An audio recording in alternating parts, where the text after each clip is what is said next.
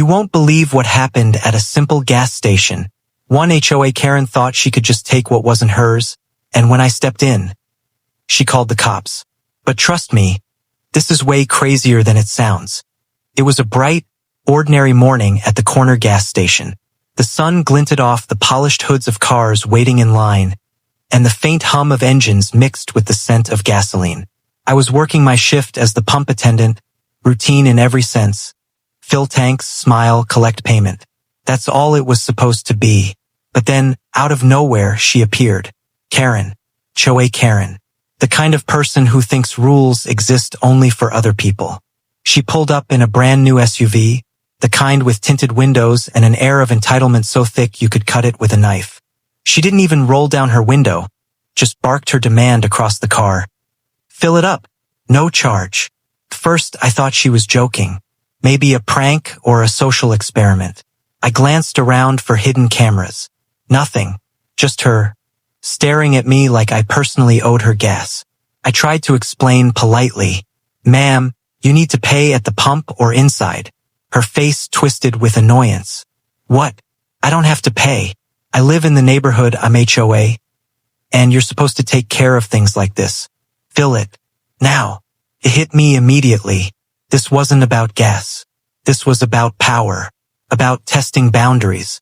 About seeing how far she could push someone who had no authority over her antics. I stayed calm.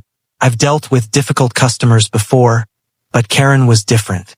She wasn't negotiating. She wasn't reasoning. She was demanding. Her entitlement radiated off her, a force that made people cave or at least try to. Ma'am, I can't just give away fuel.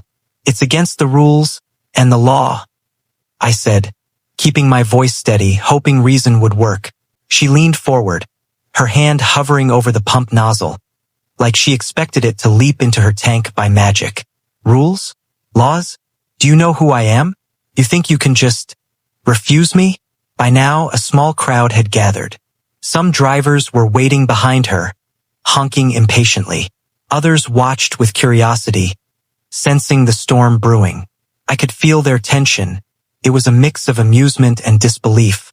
I took a step back. Ma'am, I'm not refusing you. I'm following procedure. You need to pay, or I can't pump the gas. Her eyes narrowed. I'm HOA. You'll regret this. I swallowed hard. That phrase. You'll regret this. HOA threats are like whispers of fire in suburban corridors. A warning that can escalate quickly if ignored. But I had no choice. I couldn't let her intimidate me, or let her get free gas at my expense. And then it happened. Her phone came out of her purse like a weapon. She was dialing 911, right there at the pump while still glaring at me. Yes, I need the police. This man is refusing service to a resident. I demand he be arrested. Time slowed. Cars honked. Engines roared.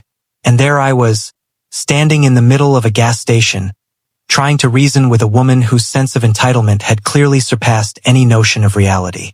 I thought about walking away, but I couldn't. Not when she was already trying to frame me for some non-existent wrongdoing. I stayed at the pump, arms crossed, meeting her gaze. Ma'am, calling the police won't change the fact that you need to pay for fuel. I'm just doing my job. The line to 911 crackled faintly from her phone. He's refusing service. He's breaking the law. You need to come now. Behind her, drivers whispered. Some laughed nervously.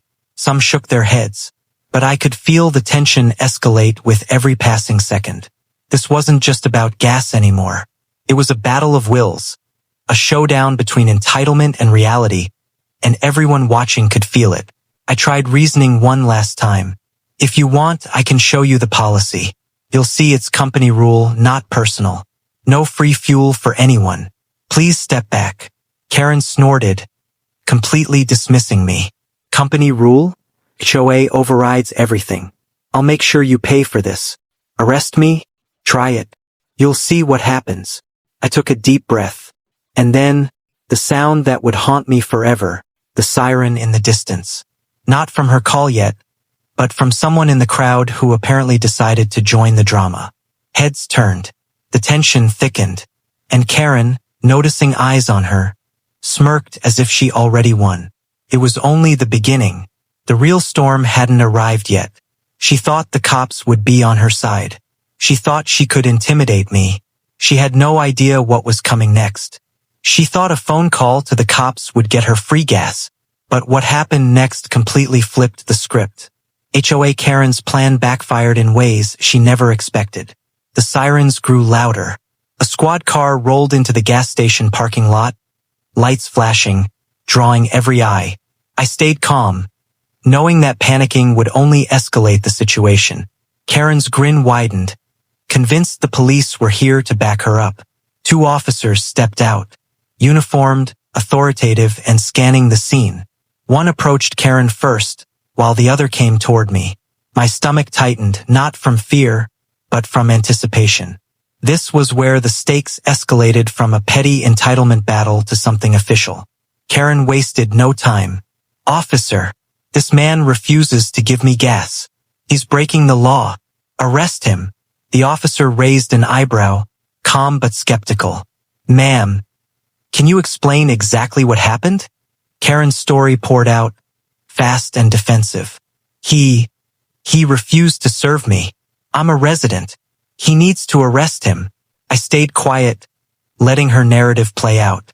When it was my turn, I explained clearly, calmly, "Sir, she demanded free fuel, which is against the law and company policy. I never refused service if she paid. She just wanted it for free." The first officer glanced at me, then at Karen, then back at me. He scratched his head, clearly trying to parse the truth amid her flustered insistence. Karen's confidence wavered, just slightly, but not enough for her to back down. "We have surveillance cameras," I added, gesturing to the pumps. "They'll show exactly what happened." Karen's voice rose. "You can't. That's private. I'm HOA." The officer let out a faint, disbelieving chuckle. "Being HOA doesn't give you the right to steal gas or call the police for no reason." Her smirk faltered. Suddenly, the weight of reality hit her. She realized the police weren't here to reward her entitlement. They were here to verify facts. The crowd watching shifted their attention, sensing the shift in power. I explained calmly how she pulled her phone, demanded free gas, and threatened legal action against me if I didn't comply. The officers nodded, taking notes. Karen's words began to fumble as her story lost cohesion. Then the moment of justice arrived. The officer turned to her. "Ma'am, you cannot demand free fuel. That's theft. Making false complaints to the police is also illegal. You need to leave the premises immediately." Karen's face flushed red, and I could see the gears turning in her head, how to save face, how to shift blame. But there was no shifting here. Not today. As she stormed off, muttering under her breath, one officer approached me. "You did the right thing. She has no authority to demand free service, and she definitely doesn't get to call cops for her entitlement."